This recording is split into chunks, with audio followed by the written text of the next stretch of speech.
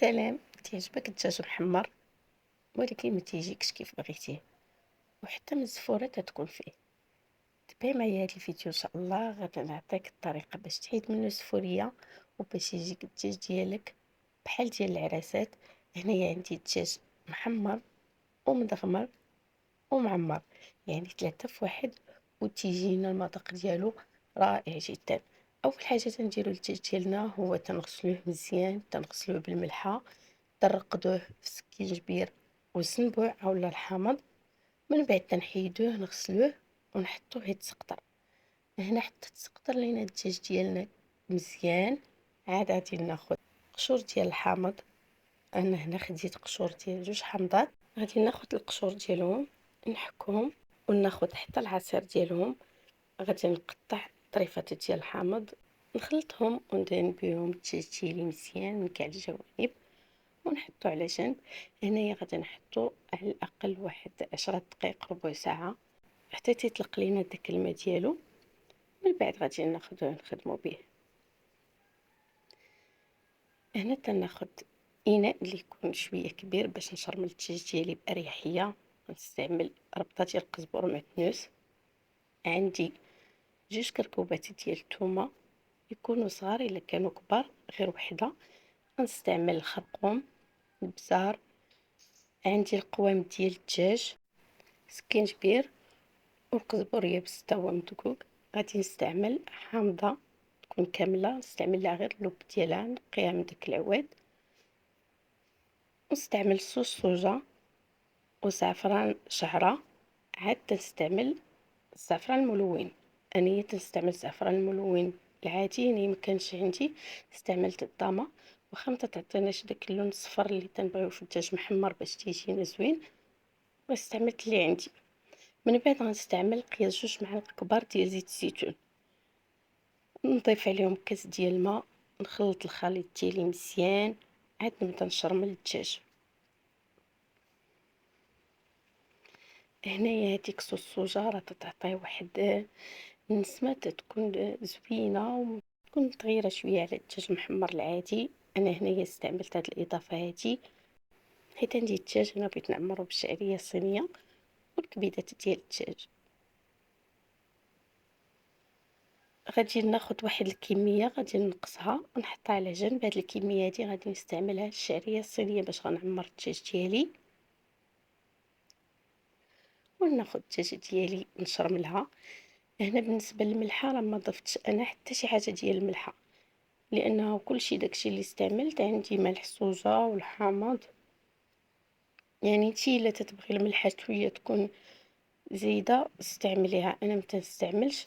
تيجيني الدجاج شويه ناقص في الملحه، ولكن المرقه تجيني هي هذيك في الملوحه. اللي تتبغي الملوحه تقدر تضيف واحد شويه. تناخذ الحامض اللي كنت استعملت في الدجاجه تنحيد غير الحامض دوك الطريفات الكبار. ما تنغسلش الدجاج ديالي، ما تنشللو ما والو، تنخليه بديك القشور ديال الحامض. تناخذ الدجاج تنشرملو، تنستعمل فيه واحد الثقوب في الصدر، يا اما بالموس يا اما بيديك ثم تخلي ليهم الشرموله. الدجاج ديالنا يشرب الشرموله مزيان. الدجاج ضروري يكون عندنا بيت، الا كان عندنا بيت الصدر ديالو في الطياب تيجي فتي ومزيان. الا ما كانش عندنا الدجاج بيت، اشنا هو الحل اللي يمكن لينا نستعملو؟ انا هنايا كان عندي الدجاج ما بيتش، كي جبتو كي استعملتو بحال تيكون عندنا الدجاج كيف ما انايا ما بيتش. غنجيب الدجاج ديالي غنديرو في الفريغو. كيف تقديتو غنخشي بالبلاستيكه ديالو في الفريغو وغنخليه واحد الساعه على الاقل. ما نخليوش تيجمد، نخليوه في داك الفريغو. داك الفريغو بحال اللي تيطيب.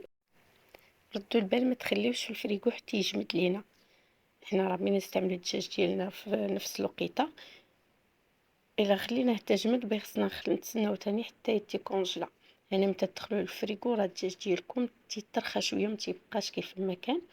وحتى في الطياب تيجي رطب شويه، ما تيجيش بحال اللي بات، ولكن على الاقل تيجي رطب تقدري تاكلي الصدر. انا كيف ما شفتوا لاطه اللي حيدت منها الدجاج ديالي راه تيكون فيها واحد الماء اللي تسقطر ليا. كملت التشرميله ديالي الدجاج كامل. ونحطو إلا عندك الوقت خليه يبات باش ما بات الدجاج تيشرب الشرموله ديالو مزيان. ما عندكش الوقت خدمي كيف خدمت انا راه تيجي رائع. انا هاد الكبيدات والقلب غادي نضيف عليهم طريفات ديال الحامض، غادي نسلقهم بالحامض تتحيد منهم ريحه السفوره وتيجيو فيهم مذاق ديال الحموضه بنان. غادي ناخذ ربعه ديال الشعريه الصينيه، غادي نضيف عليها النصف الاخر ديال الكبيدات اللي عندي وديك العطريه اللي حيدت في الاول، نخلطها مزيان. من بعد غادي نقسمها على 3. انا عندي هنا 3 دجاجات، غادي نقسم الحشوه ديالي على 3 من الاول باش نعرف كل وحده شحال غادي نحط فيها. تنوزع حتى الكبيدات باش يكونوا عندي كاع الدجاج ديالي فيهم مقياس ديال الكبيدات. هنا غادي ناخذ الدجاجه ديالي نعمرها بداك الخليط. بالنسبه ملي تكونوا تتغسلوها حاولوا هاد البلاصه تنغشيو منها الرجلين، ما ديروهاش كبيره، ديروها غير صغيره باش ملي تنجمعوا الرجلين فيها ما تتحليناش. واخا نعقدوها هنايا ضروري ما تعقدوها. انا خديت داك الشريط ديال الثوم اللي تيستعملوا اللي تيعقدوا به القزبر، غسلته مزيان. هو باش تنعقدها اللي بغات تستعمل الخيط تستعملو. المهم هو انه في طريقه الغسيل فاش تغسلي الدجاجه ديالك خصها ما تكونش مشتته ليك، تغسليها وتحاولي ما تشتتيهاش. وحتى ديك الثقب اللي تديري باش تخشي رجلين يكون صغيور. غادي نستمر في تحمير الدجاج ديالي كامل. هنا ديك الاقسام اللي درت راه جاتني شان كل قسم درتو في الدجاجه. نجمع الدجاجه ديالي الثانيه. بالنسبه للدجاجه الا جاتكم قصحه في الرجلين ديالها ومو باش يدخلوا تدخلوهم وتيخرجوا، راه يمكن لكم تضغطوا على الدجاجه ديالكم من جهه الفخاد مزيان بحال كيف ما غتشوفوني انا درت حتى تيطرطق داك العظيه. عاد صافي تتزقم مابقاش تيخرجوا لينا الرجلين، وديك الساعه حتى هي نعقدوها. الطريقه راه هي هادي اللي قلت لكم، وركت على الفخاد ديالها من الجنب وعكدتها. حاولوا تخدموا بلا ليكات، هي الليكات تيعذبوا تيبداو تيتسلقوا تشدي واحد الوقت طويل باش تجمعيها. اللهم ديري غير يديك مسربيه ودغيا تتوجديهم. حاولوا تدخلوا الشعريه مزيان وما تكتروهاش بزاف حيت مازال في الطياب غادي تزيد تنفخ لينا وتخرج لينا المرقه وتخسر لينا المرقه ديالنا. يعني القياس ديال الشعريه اللي ندير ونجمعها مزيان ما تكونش خارجه ليا. هنا راه مازال الدجاج ديالي غادي ناخذ ديك الجليده اللي عندنا جهه الفخاد مع جليده ديال الصدر ونجمعهم باش نتاكد ان الحشوه ديالي ما غتخرج لياش المرقه. الغزالات اللي وصلت هذه المرحله من الفيديو ما تنساش دير ابوني وتفعل زر الجرس باش يوصلها كل جديد، وتخلي ليا واحد جيم باش تشجعني. انايا كيف ما شرحت لكم قبيله من بعد ما كملت الحشوه ديالي غادي ناخذ كوردون. هنايا ما عنديش داك الصغير، عندي الكبير استعملته وحيدت له داك الفوقاني ديالو اللي فيه ديك العقيده حيت ما يمكنليش نطيب الدجاج ديالي بها. شو هنايا الطريقه راه ساهله، وكيف ما قلت قبيله الا حاولتوا عليها في الغسيل ديالها ما تكونش مشتته راه كلشي غادي يجيكم مزيان. من بعد ما نكمل هاد العمليه غادي ناخذ الطنجره اللي نطيب فيها الدجاج. من الاحسن تكون الطنجره واسعه شويه، ما ديروهمش مضيقين هنا حيت عندنا الحشوه وما بغيناش الحشوه ديالنا تخرج لينا المرقه. لهذا استعملت انيه اللي كبيره شويه باش نستحكم في انني نقلبهم ونحركهم على خاطري ما يكونوش عندي مزاحمين. غادي ناخذ التتبيله اللي بقات عندي غادي نديرها فوق الدجاج. غادي نضيف عليه اطرو ديال الماء، ما ديروش كتر من اطرو لانه الدجاج دغيا تيطيب وتيبقى لينا داك الماء كتير تيخصنا نقعدوه ونتسناوه مده طويله باش يعقد لينا. هنايا راني ضفت 3 ديال ورقات سيدنا موسى، ضفت معلقه ديال السمن، وضفت ما تبقى عندي من زيت الزيتون. انا زيت الزيتون راه استعملت كاس عامر.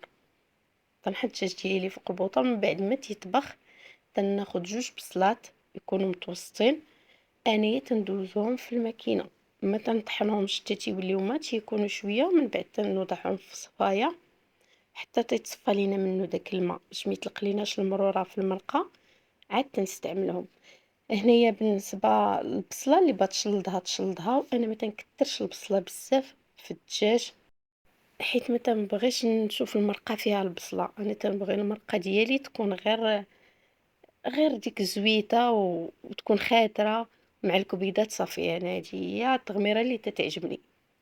ديك التغميرة اللي تيكون فيها بزاف ديال البصلة ما تتعجبنيش وما تجينيش صراحة دجاج محمر. من بعد غادي نضيف واحد نص كاس ديال الحامض. يعني راه واخا تشوفوني استعملت بزاف ديال الحامض، ديال الجيلني راه ما تيجيش حامض بزاف، تيجي القياس. وغادي نستعمل معلقة ديال العسل الحر الا كان متوفر. بالنسبة للتقلاب كيف ما شفتو راه تنقلب غير بشوية وتنبقى كنحرك، وما ديروش الدجاج على صدرو نهائيا. يعني لو وضعتوه على صدرو راه غادي يتشتت ليكم. غادي توضعوا الدجاج غير على الجناب، نديرو من هاد الجنب ونعاودو من الجنب الاخر. من بعد ما يطيب غادي نحيدو نحطوه في التبسيل وندوز نصفي المرقه ديالي. كيف ما قلت لكم قبيله راه ما بغيناش الشعريه تخرج، ومع ذلك راه خرجت واحد شويه ولكن ماشي بزاف، غير شويه. ما اثرتش ليا نهائيا على المرقه ديالي. انا غادي نصفيها ونضيف الكبيدات اللي سلقت من قبل بالحامض، وغادي نهز الطنجره ديالي نردها فوق البوطه حتى تختار ليا. هنايا خديت الزبده ضفت عليها الحار وخلطتها. انا ما كانش عندي الزبده دايبه بحراره الغرفه، داكشي علاش تبان لكم هكا قاصحه، ولكن استعملتها. غادي نحاول ندهن الدجاجه ديالي بها. الا عندكم بحراره الغرفه راه دغيا تدهن واحد سباتولا ولا يتيكم اللي كان ودغيا تدهنوها. انايا استعملتها غير هكا على الجوانب كاملين ديال الدجاج ديالي. عاد دخلته للفران اللي كان سخون من قبل، والفران تكون العافيه ديالو متوسطه. المرقه ديالي البنات ها هي تتجي خاتره. هنايا راه مازالها فوق البوطه، تتوصل هذا القياس هذا وتنطفي عليها. راه ملي تتجلس واحد شويه تتعزل لينا ديك الزيت وتتولي عندنا خاتره مزيان. غادي ندوز الدجاج ديالي طبعا نقبلوه في الفران، نقلبو على هاد الجنب وعلى هاد الجنب تيتحمر ليا كامل. هنا من بعد ما تحمر غطيته بورق الومنيوم، ما كنتش مغطيها من قبل حتى تحمر ليا، وطفيت الفران ديالي عاد غطيته باش يبقى ليا سخون على ما نسخن المرقه ونبي نحط الطبق ديالي. كيف ما شفتوا راه تيجي في التحمار ديالو زوين، تيجي رطب ما تيجيناش قاصح.